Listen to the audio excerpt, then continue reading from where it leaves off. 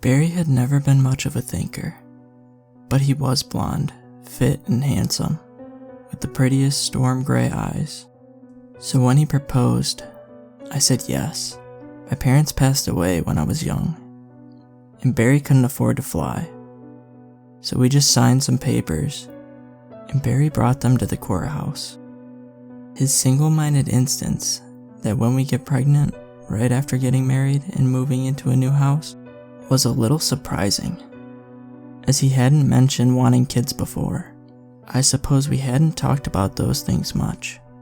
Surprisingly, I did get pregnant sometime within the first few weeks of our marriage.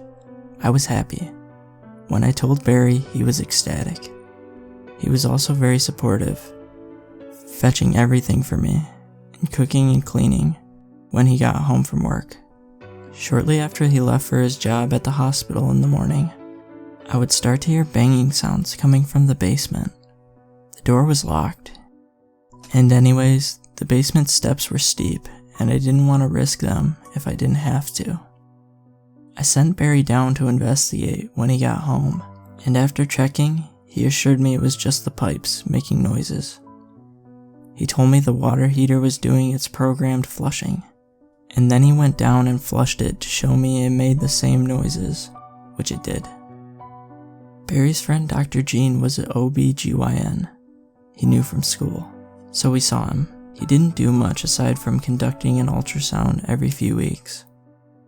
The image on the monitor was always a little hard to decipher, but Dr. Jean always printed out a photo for me and circled the baby for me so I could hang it on the fridge at home.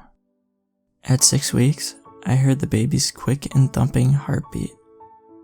I had almost none of the traditional side effects of pregnancy. I never felt sick. I ate and slept normally, and even as my body grew, I managed to stay comfortable. Maybe it helped that I only left the house for appointments. Barry handled everything else. 39 weeks in, I felt my first contraction. I had no real birth plan in place, but had assumed that when the time came, we would call our doctor and go to the hospital in our neighboring town. But when I told Barry to call Dr. Jean, Barry informed me his parents were coming to town. I protested that now wasn't the best time to meet his parents, who didn't even come to the wedding. Barry just said they were already on their way. Barry's parents arrived just a few minutes later. They were all smiles, gushing over the size of my belly and the glow of my skin, which irked me. Barry bounced around with nervous energy as he got drinks for everyone, but seemed to relax once we all got seated. I was about to impatiently ask when we should get the doctor on the phone, when I started to get sleepy. Barry saw me nodding off and smiled at me. "Let's get started," said Barry's dad. "Wait, what?" I couldn't speak, couldn't move. Barry picked me up with surprising ease and carried me to the front door. His parents followed close behind. He carried me around the side of the house, and I noticed the grass had been worn away, and a path from the front door around the corner to the cellar door in the back. I knew then that Barry had walked that path every morning when he told me he was going to work, and every evening right before he walked in the front door. Barry carried me down into the cellar, and I saw what all the banging noises had been.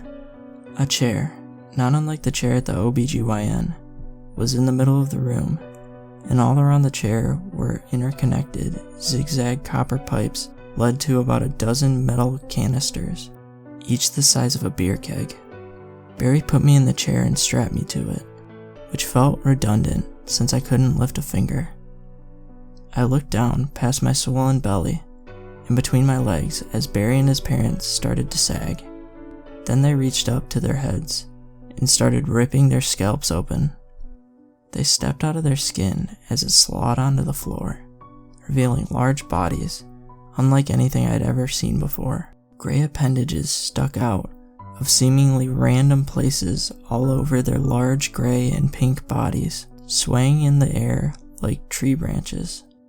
One of them, I could no longer tell which one was which, flipped a switch on one of the metal canisters, and all around me, machinery chugged to life. Green gas sprayed into my face from one of the tubes, and the rest emitted gases of various colors and temperatures to between my legs and the stirrups. And I smelled the salt and brine of the ocean. I felt an intense squeeze in my belly, but the pressure didn't release like my other contractions. I looked down to see a gray appendage reaching out from between my legs. It was soon joined by another one, and then another, and another, flailing into the air, wrapping around my legs, coiling with each other. I willed myself to wake up, or if I was awake, to pass out. No such luck. I watched as the appendage scrambled for purchase on the chair and then pulled, the creature inside me pressing itself through my body and tearing my flesh as it went. I felt, more than heard, the back of my body gave out as my tailbone cracked. A hideous scream pierced the air. It came from between my legs. A large, gray form, too large, slumped out of me and onto the floor. It stood up and towered over me. The baby I was going to name Jacob. The 4 figures stood there. I wanted to banish them from the room, from the universe, but I still had no control of my body. I felt another burning pain arise between my legs and looked down in horror to see another gray appendage reach out of me. Watched another being emerge. Watched it join the others. I finally lost consciousness then. When I woke up, sometime later, I was in the basement in the same chair, but all the pipes and machinery were gone. The straps around my wrists and ankles had been removed. The main thing I noticed was the pain in my body. I was surprised to be alive. Eventually I noticed that I was moving my hands and arms as I took stock of my condition. Without the horror and adrenaline of what had just happened, my body focused entirely on the pain that I felt. Amazingly, I could walk. With great effort and suffering.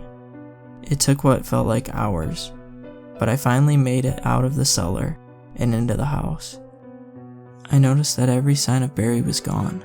I called the police, but aside from my trauma, I had no evidence of anything. Once I was discharged from the hospital, I took the police to the OBGYN, but it was just an empty storefront in a mostly empty strip mall. No wedding certificate had been filed. It was like my life after meeting Barry had never happened. Except I can never have children, human children. I still shudder at that thought. It took me years to summon the courage to write this, and I only did it in case someone can help me find them. I brought these monsters into this world. Now I will take them out. Are you pregnant? Are any of your friends? Have you ever met a Dr. Jean? Please tell me. I have to find them.